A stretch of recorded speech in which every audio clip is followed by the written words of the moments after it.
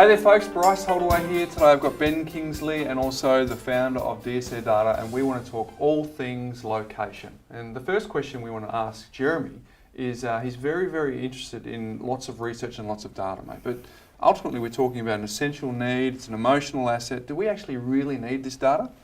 No, you don't need capital growth, you don't need rental yield, you don't need the data. Yeah, you can have miserable investments, Bryce, knock yourself out. But it's not a managed fund, it's not shares where there's a lot of technical data. It's essentially something that people need to put a roof over their head, and it does make for a good investment. But I mean, most people don't go to the level of detail that you go into. Why did you start DSR Data?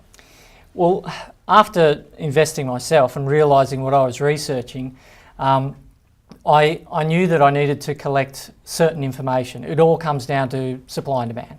For any commodity or service, the price of it is determined purely by supply and demand.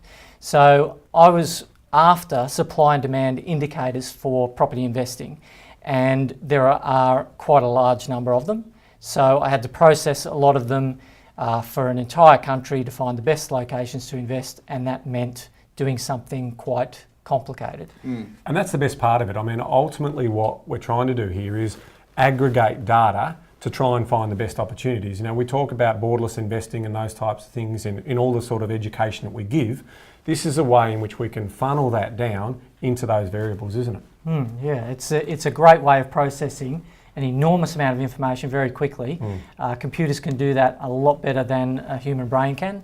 They can acquire a large amount of information, and automating that process obviously makes property investment research so much more powerful. Well, there's over 15,000 suburbs, over 9 million dwellings, so you're right, being able to analyse that in real time quickly is a real advantage. But when you first started your mission to measure the data, what did that look like for you? How did it start off?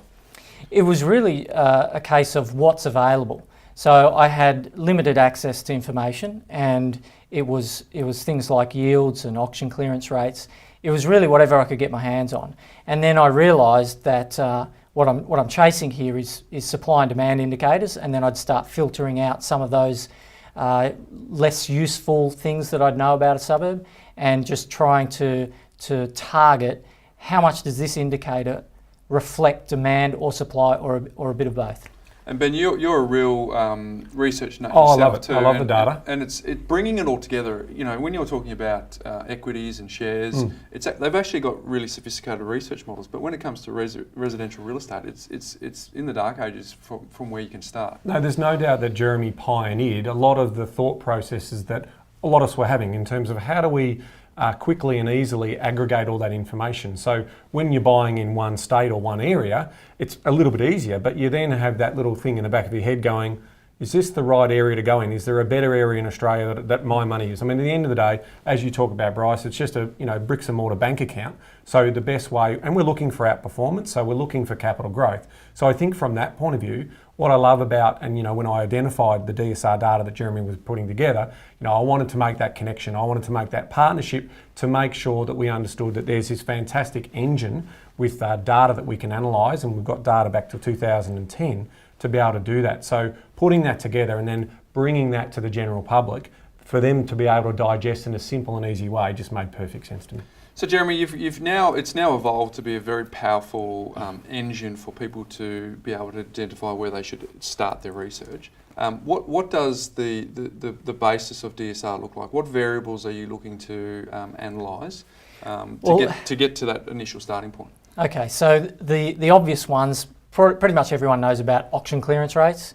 Auction clearance rates are quite high when the market demand for property is higher than supply. There are other less known indicators like the number of people that are searching online versus how many properties are available online. There are things like yield and vacancy rate, which most people are familiar with, and perhaps not so familiar with vendor discounting or days on market. So we just start with the basics and analyse each metric and see whether it has an influence, a correlation with capital growth, and then munge it all together.